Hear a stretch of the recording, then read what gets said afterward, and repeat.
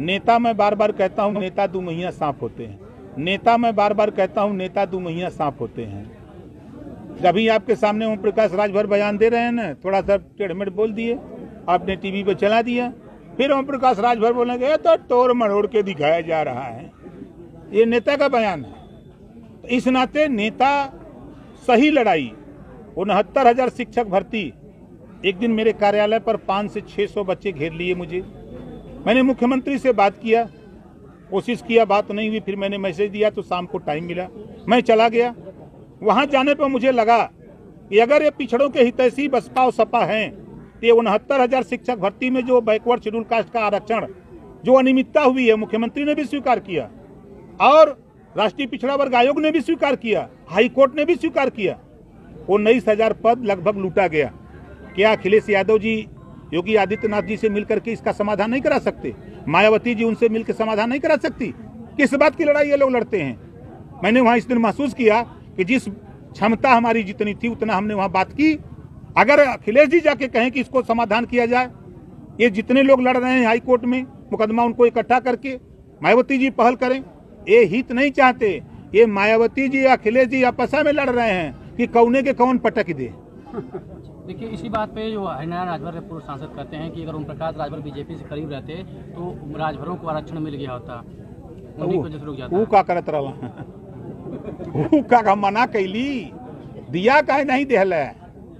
अरे पी के झरिया मस्त रहा मर्दे, जुटना पे पे मत चिल्लाओ। पहली बार मऊ में आया था, पार्टी बना के सोनी धापा में रैली किया था, तो उस समय लोग नहीं समझ पा रहे थे कि कौन ओम प्रकाश राजभर। तो समझाने का प्रयास धीरे धीरे करते करते आज उस मुकाम तक हम पहुंच गए कि अब खुद लोग कहते हैं कि है राजभर जा रहा है। इसके पीछे आप लोगों का बड़ा सहयोग। क्या उद्देश्य था इस कार्यक्रम का? क्या उद्देश्य था? मैं देखिए, 26 सितंबर से लखनऊ से एक सावधान यात्रा हम निकालने जा रहे हैं। सावधान यात्रा 4 चरणों में होगी। एक हमारी बुंदेलखंड की होगी, एक पश्चिमांचल की होगी, एक मध्यांचल की, एक पूर्वांचल की। 75 जिले से होते हुए ये सावधान यात्रा गांधी मैदान पटना में सावधान महारैली होगी, वहीं समापन होगा। अगले क्या जरूरत क्या पड़ी? जरूरत ये पड़ी कि सन 52 से हम लोग वोट दे रहे हैं। नाई, गोंड, पाल, प्रजापति, चौहान, बिंद, केवट, मल्ला, आर्य, करबंसी, बंजारा, बहेलिया, खंघार, जुल्हा, दुनिया, अंसारी, साई, दर्जी, फकीर। लेकिन अपने मऊ में ही देख लीजिए, चुनाव आता है तो नेता बड़ी लंबी लंबी हाँकते हैं। अब जनता को हम जागृत कर रहे हैं कि नेता से सवाल पूछो कि आज अगर आप जातिवार जनगणना की बात कर रहे हो तो सत्ता में थे तो क्यों नहीं किए? सत्ता में थे तो हाई कोर्ट ने भी आदेश दिया 15 अक्टूबर 2013 को कि अमीर का बेटा और गरीब का बेटा सरकारी स्कूल में एक साथ पढ़े, उसका भी पालन नहीं हुआ। 3 अक्टूबर 2013 को हाई कोर्ट ने एक फैसला दिया कि सामाजिक न्याय समिति की रिपोर्ट लागू करके सबको, जो संविधान में व्यवस्था है कि समता, स्वतंत्रता, बंधुत्व और न्याय पर आधारित संविधान है, तो सबको हिस्सा दो, उसको भी नहीं किया गया। चाहे वो सपा की गवर्नमेंट हो, चाहे बसपा गवर्नमेंट हो, चाहे किसी गवर्नमेंट हो।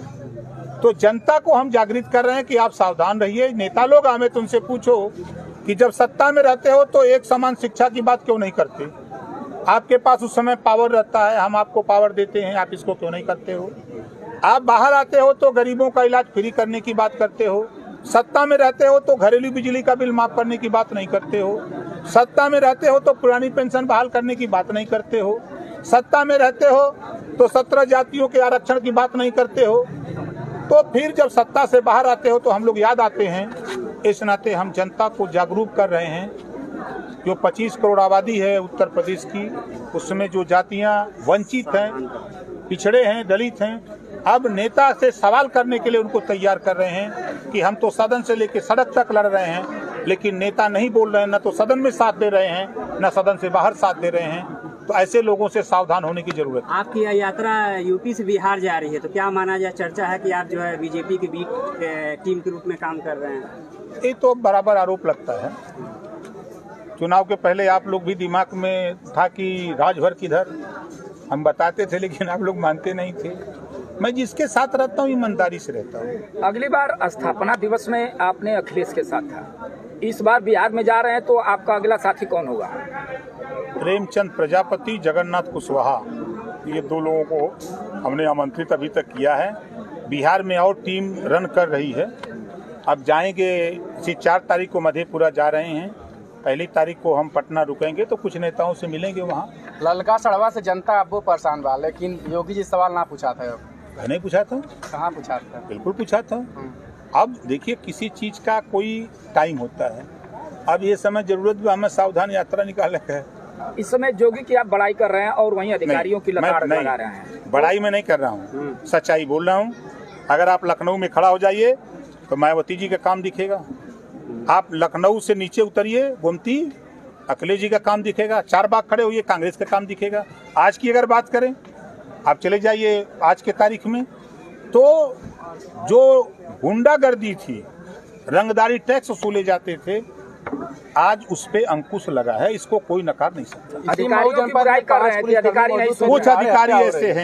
अधिकारी ऐसे हैं जो काम धरातल पे होना चाहिए। शासन से निर्देश है कि आप जो भूमाफिया हैं, अपराधी हैं, उनकी जमीन एक्वायर करो, लेकिन गांव में दुश्मनी बस कुछ अधिकारी जो बेचारे 50 साल से गरीब कमजोर बसे हैं, उनको उजाड़ा जा रहा है। जबकि ऐसा ऊपर से निर्देश नहीं है, तो ये अधिकारी क्यों मनमानी कर रहे हैं, क्यों गरीब को उजाड़ रहे हैं? और ऊपर से निर्देश है, शासन से निर्देश है कि अगर जिसके पास जमीन नहीं है उसको तब तक मत उजाड़ो जब तक कि उसको पट्टा दे करके व्यवस्था न बना दो। लेकिन अधिकारी बेलगाम जा रहे हैं तो पता लगा झटक दे रहे हैं बना बनाया मकान। तो ये कौन सी बात मैं गलत कह रहा हूँ? ये तो धरातल पे आप भी देख रहे हैं, आप भी जाके देख रहे हैं कि क्या हो रहा है।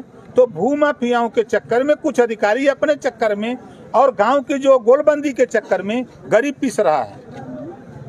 तो अखिलेश यादव जी के साथ अभी आप हैं? नहीं भैया, तो होगा तलाक हो गया। अब क्या अगला है आपका?